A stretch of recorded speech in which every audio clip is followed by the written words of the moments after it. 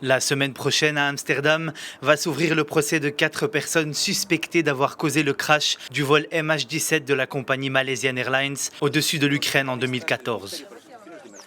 Malgré un banc des accusés vide, ce procès permettra aux familles et aux proches des victimes d'obtenir justice. Depuis plus de 5 ans, ces derniers réclament l'identification et le jugement des responsables de la catastrophe.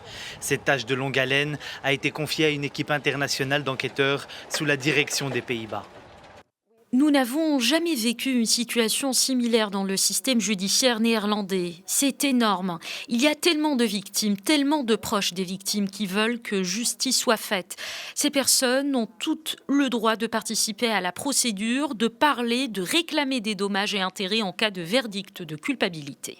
Reliant Amsterdam à Kuala Lumpur, le Boeing 777 avait été touché en plein vol par un missile de conception soviétique au-dessus de la zone de conflit armé avec les séparatistes pro-russes dans l'est de l'Ukraine. Les Russes Sergei Doubinsky, Igor Girkin et Oleg Poulatov, ainsi que l'Ukrainien Leonid Karchenko, 4 hauts gradés des séparatistes pro-russes de l'est de l'Ukraine, sont les premiers à être traduits en justice dans cette affaire. Poursuivis pour meurtre, ils sont accusés d'avoir convoyé le système de missiles anti-aériens BUK avant qu'il ne soit tiré par d'autres personnes encore non identifiées. Nous ne serons satisfaits que si nous obtenons une décision finale du tribunal et tous les accusés doivent également être tenus responsables de l'intégralité de l'incident du vol MH17.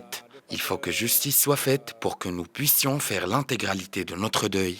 Le procès, qui devrait durer plus d'1 an, se tiendra au tribunal de Schiphol à Amsterdam. Cette catastrophe aérienne qui aurait pu être évitée fait bilan de 298 personnes à bord qui ont perdu la vie, dont 196 ressortissants néerlandais.